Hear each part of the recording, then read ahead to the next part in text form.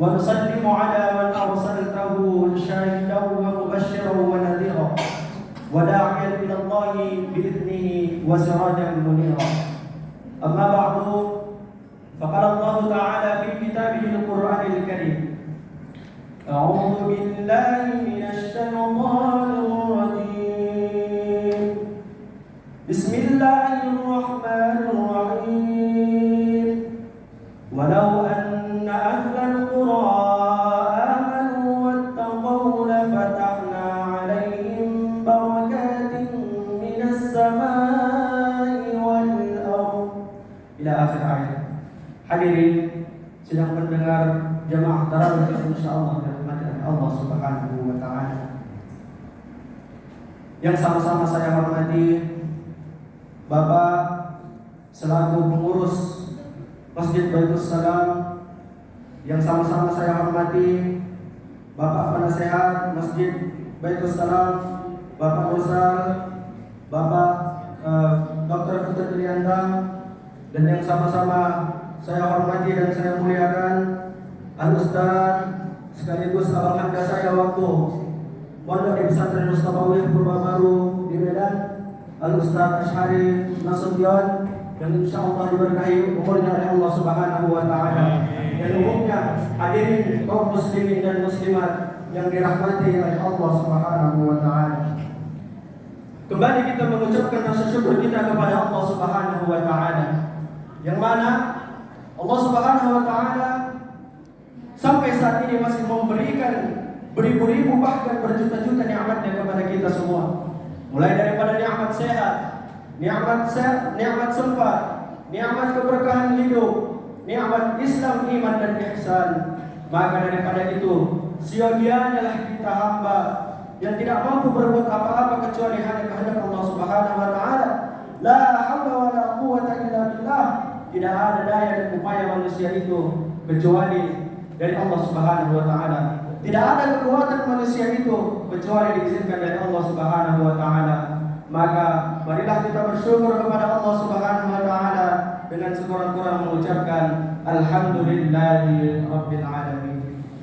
Kalimat alhamdulillah Bapak dan Ibu-ibuku sekalian, di dalam kitab Al-Kawakibud Durriyah dikatakan, alif lam yang ada di kalimat alhamdulillah maknanya adalah dimiliki. Maksudnya apa? Bahwasanya pujian yang berhak itu hanya untuk Allah Subhanahu wa taala. Kepemilikan pujian itu tujuannya hanya untuk Allah Subhanahu wa taala. La in syakartum la azidannakum wa la in kafartum inna 'adzabi lasyadid, kata Allah Subhanahu wa taala di dalam Al-Qur'an.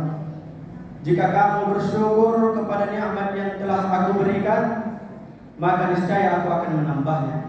Wa la in kafartum inna 'adzabi lasyadid. Dan jika kamu kufur terhadap nikmat yang telah aku berikan, apa kata Allah? Inna 'adzabi lasyadid.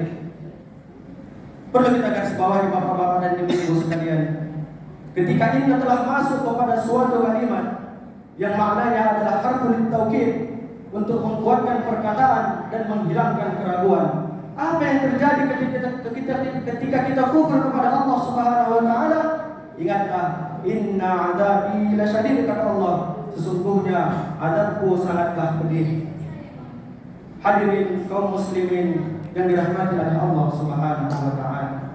Salawat serta salam tetap tercurahkan terus baginda alam Nabi Muhammad Rasulullah sallallahu alaihi wasallam yang telah merubah zaman dari zaman jahiliyah menuju zaman Islamiyah, yakni Nabi Muhammad Rasulullah sallallahu alaihi wasallam, putranya Abdullah wa hati Aminah, intannya kota Makkah dan berliannya kota Madinah, dengan mengucapkan Allahumma salli wa sallim wa barik ala sayyidina Muhammad wa ala ali sayyidina Muhammad. Karena tidak ada yang kita harapkan di hari yaum la yanfa'u malun wa la banun illa man atallaha biqalbin salim. Di hari yang tidak berguna harta, tahta, pangkat dan jabatan, kecuali hati yang sejahtera mengharap ridha Allah Subhanahu wa taala. Hadirin yang dirahmati oleh Allah Subhanahu wa taala. Adapun tema pidato singkat kita pada malam yang berbahagia ini ialah 10 peristiwa yang akan diangkat di akhir zaman. Hadirin yang dirahmati oleh Allah Subhanahu wa taala. Malaikat Jibril adalah malaikat pemimpin daripada para malaikat. Malaikat Jibril adalah salah satu malaikat yang wajib kita ketahui daripada 10 malaikat yang wajib kita ketahui.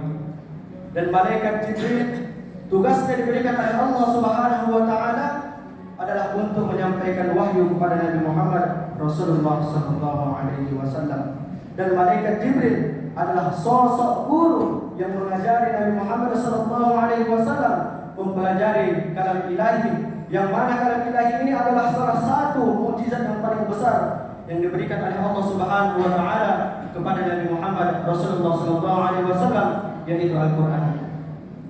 Pada suatu ketika, bapak-bapak dan ibu-ibu sekalian, ketika Rasulullah sallallahu alaihi wasallam tatkala itu sedang sakit, datanglah kepada beliau Jibril alaihi salam. Untuk apa Jibril alaihi salam mendatangi Rasulullah